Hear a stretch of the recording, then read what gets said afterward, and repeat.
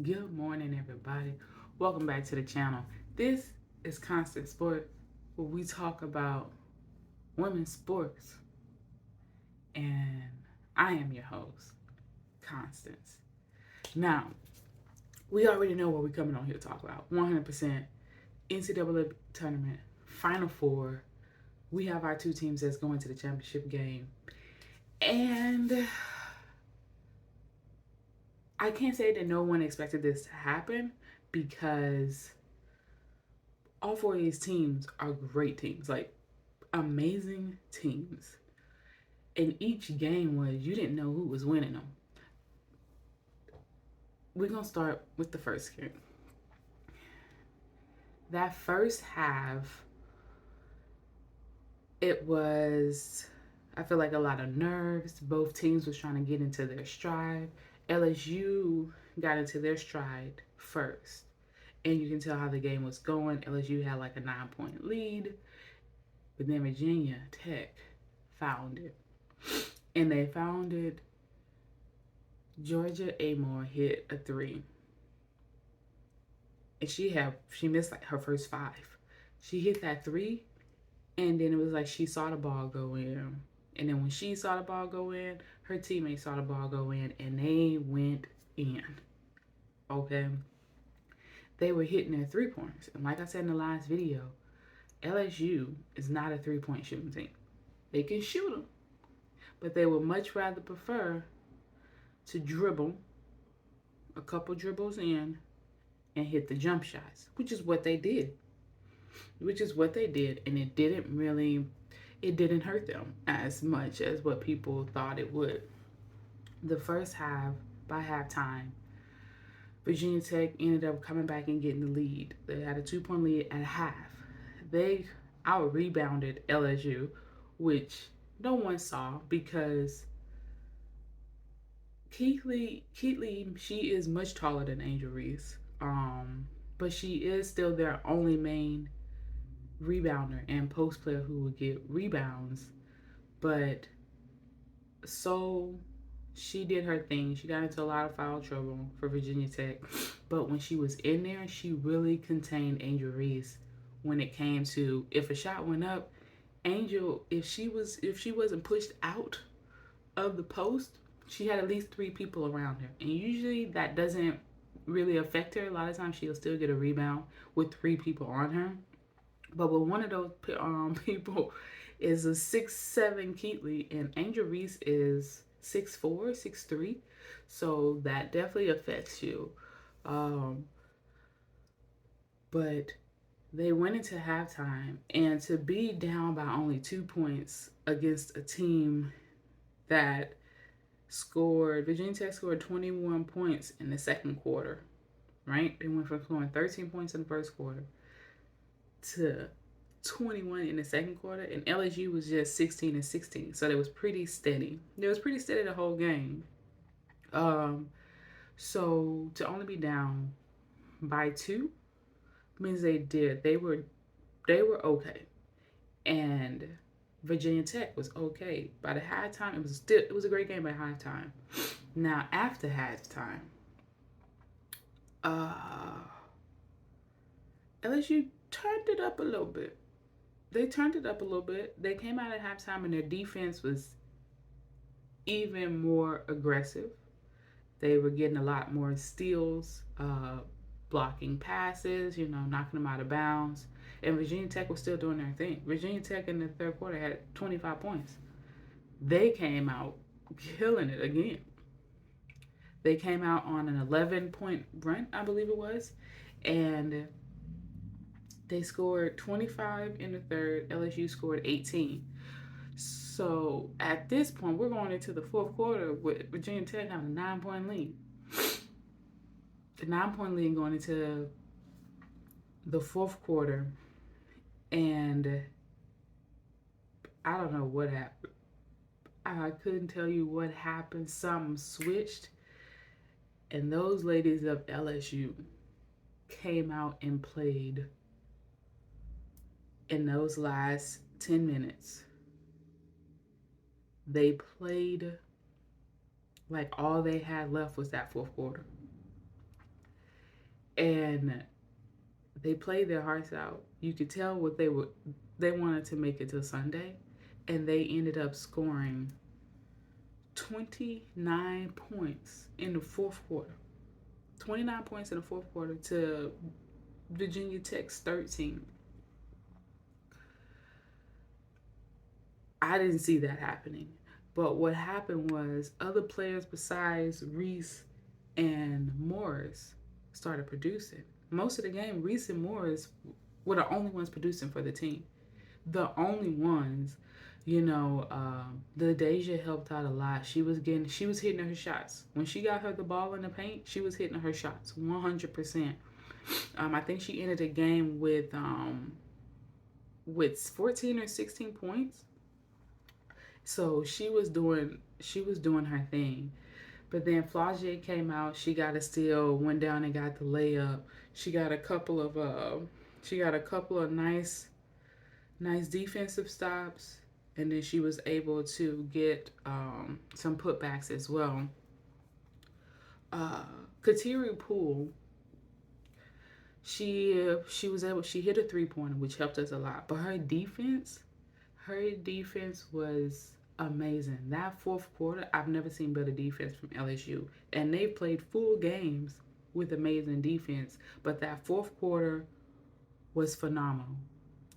They stayed in front of Amore, and what happened was when they were Virginia Tech was doing, they had Keatley picking Georgia Amore's defender. But the only thing is, most of the fourth quarter, Angel Reese was guarding Keatley if she was outside the paint.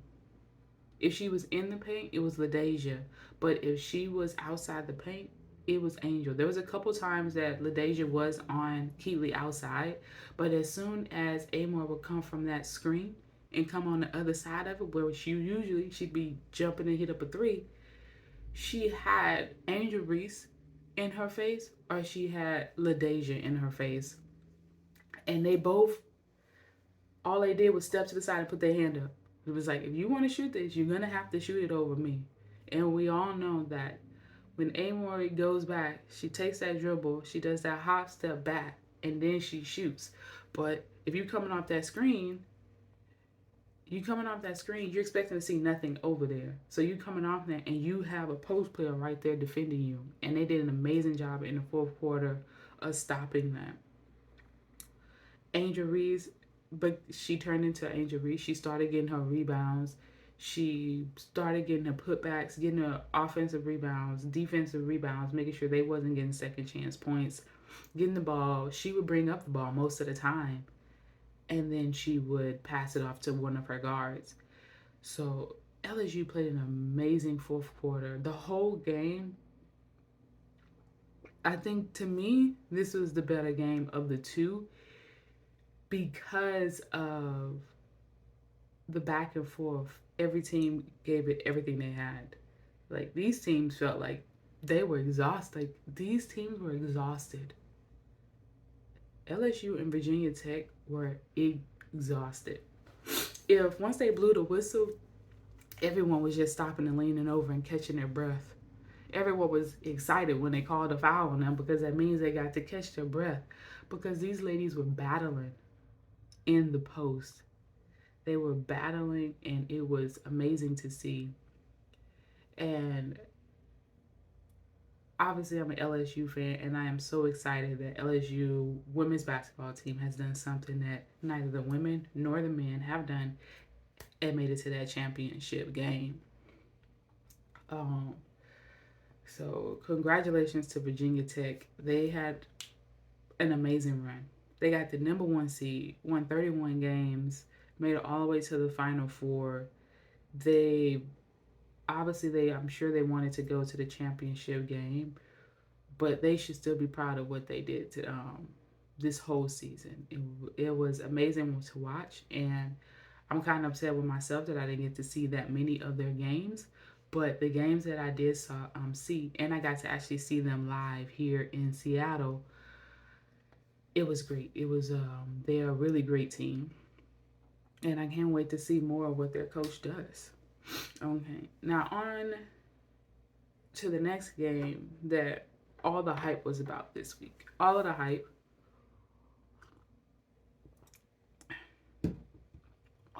was about Iowa, South Carolina. Yeah, Caitlin Clark versus Aaliyah Boston. Rightfully so. Rightfully so. You got the last year Naismith Player of the Year versus this year's Naismith Player of the Year. So rightfully so. You have two great head coaches. Even though Iowa's head coach has been doing this for a long time and she has never gotten this far. So kudos to her for sticking it out and loving the game of women's basketball in general, and loving to coach. Um, South Carolina and Iowa. I wish I knew South Carolina's game plan. I wish I knew that. So to me, this game started off how a lot of Iowa fans thought it was going to start off, obviously. It started off that way. They started off hitting their shots, but the issue was Caitlin Clark didn't start off shooting threes. So they wanted to stop her from shooting threes. Everyone does.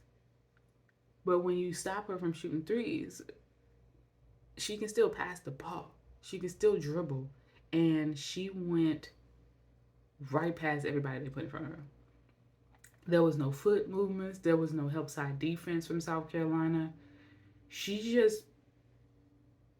They stopped her from shooting the threes, so she just crossed over and went straight to the basket. Just went to the basket. I would look down at my phone to look at something, look back up, and she was doing another layup. So I'm not sure what their game plan was, because if your game plan was to stop her from shooting the three, cool. But 3-pointers isn't all she does.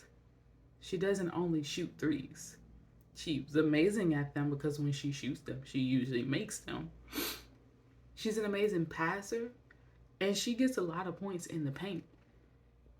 And my thing is, like, if all you give her is her 3-pointers, you can beat Iowa. If you can stop her from dribble penetrating, or you can stop her from getting those great looks to pass into Cesano, that's where you can beat Iowa. But having one person just shoot 3-pointers on you the whole game, that's cool. You can have someone keep shooting 3-pointers on you. But when they can get into the paint, or when they can produce for their other teammates, that's when you lose the game. And I feel like South Carolina didn't stop that. Like, Caitlin Clark still hit her 3-pointers, right? That's what she's going to do. I mean, to one point she had to shoot a 3 from the logo because that's all they was giving her. Because it was guarding her the whole court.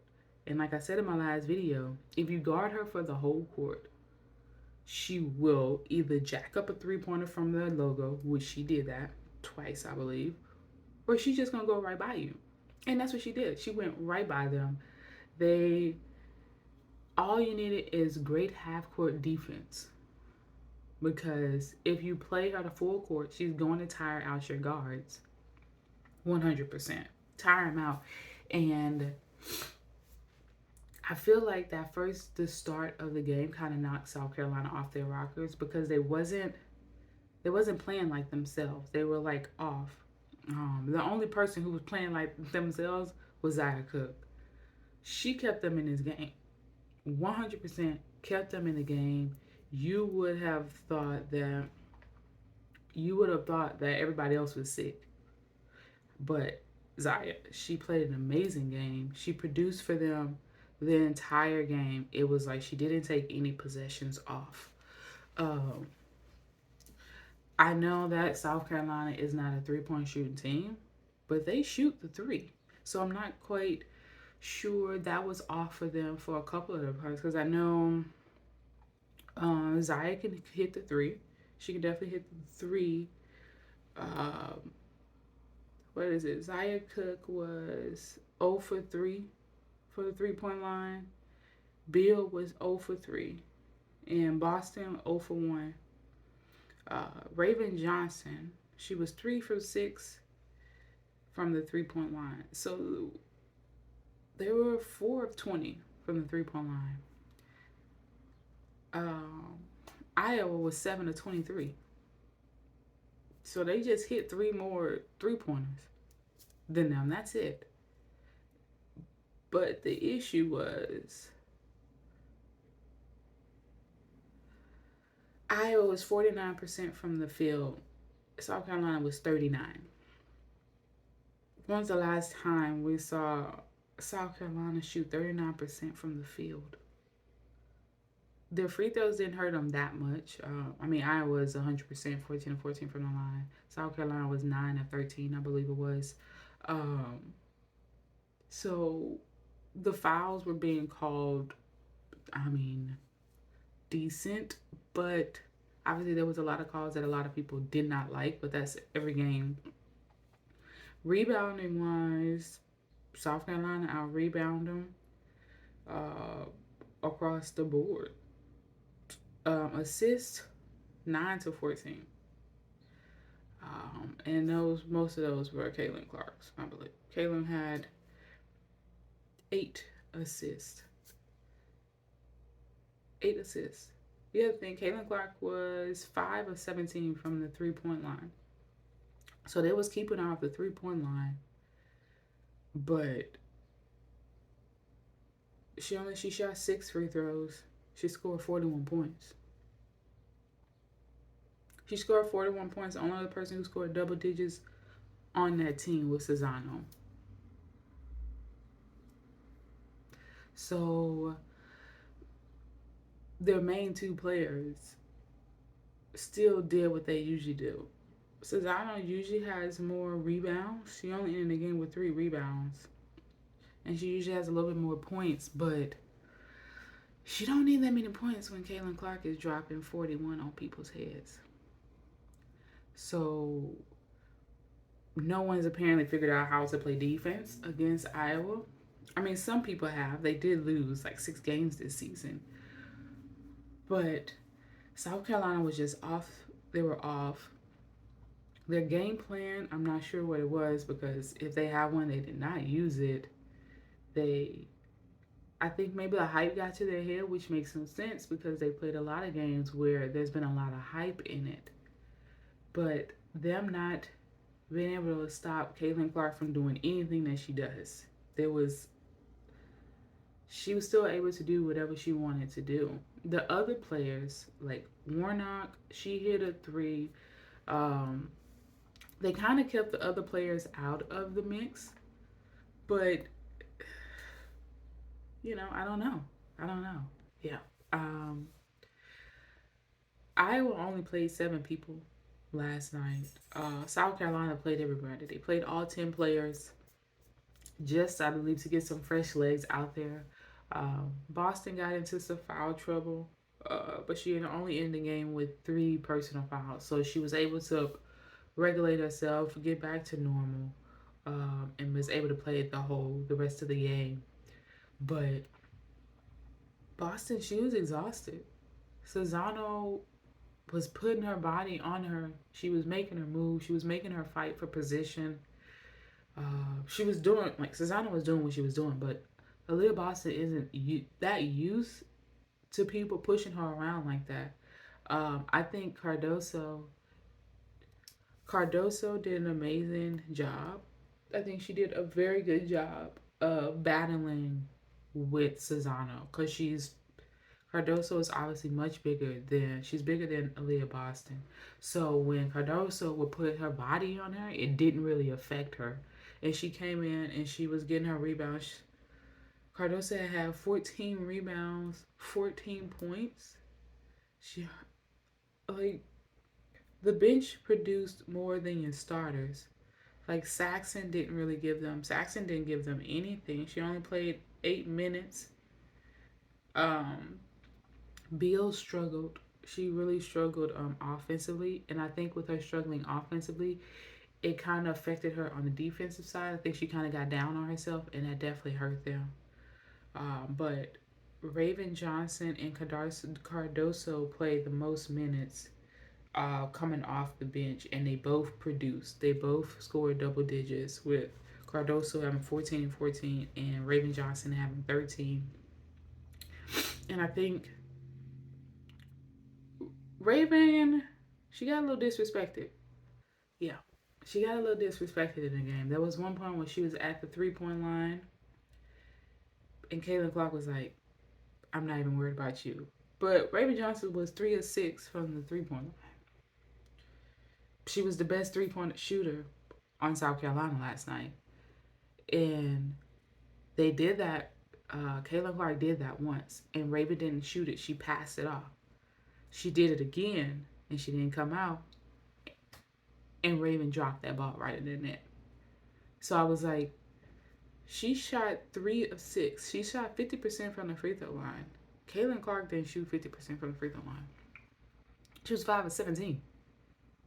So you waving off someone who has a better 3 point shooting percentage than you have in this game, it's a little rough. But okay, that's Caitlin. We all know that. Cool. So next game on Sunday, Iowa versus LSU. Two feisty teams, but the only person that's really feisty on Iowa is Caitlin Clark. The issue is she's supposed to have to be guarded by Kateri Poole is probably going to guard her a lot, and Alexis Morris. Alexis Morris is much faster than Kateri Poole, obviously. She's also faster than Caitlin Clark. Kateri Poole is much bigger than Caitlin. So for South Carolina, Caitlin Clark was guarding like the off ball person. She wasn't really moving that much on defense. She won't have that opportunity against LSU. She's gonna be working on the defense as much as she's gonna be working on the offense. Because she can only either guard Kateri Poole, Flau'jae Johnson, or Alexis Morris. Because she's sure not guarding LaDeja or Angel. So it won't be LSU don't have guards like South Carolina who kind of like they stay at the 3 point line, they'll jack up a 3 pointer. No, they dribble the ball, they dribble penetrate a lot, um, and they produce for the team. So it'd be very interesting to see who Caitlin Clark is guarding on LSU. I think that's going to be the key matchup of the game. If they put her on a certain person, it's going to be great. It really, really is. So I cannot wait for Sunday to see how the battles go. Um, the post, I believe that LaDeja and Angel Reese is going. I think they're going to have great games. Unless they get into their own heads because of how big the game is, they should have really good games. The guards are obviously going to be the ones that have a little bit more to deal with. But I think this is a good matchup. I think this is going to be a very good game, better than what most people think. A lot of people definitely are going to have Iowa winning it all, 100% winning it all. And I was like, that's cool. That's 100% cool. You got a fan base that thinks LSU is going to win. You got a fan base that thinks Iowa is going to win. You have two amazing fan bases that are about to destroy this arena. I don't think this arena is big enough for how many people are going to be at this game or want to be at this game. So I am so excited about this game on Sunday. I can't wait. I wasn't even this excited for the Super Bowl. I don't even care about the Super Bowl this year, which is surprising, but this is going to be a great game. I cannot wait to watch it. Oof. So, thank you guys for watching. Please like, comment, subscribe, support your girl. I appreciate you guys for watching. Peace, love, happiness.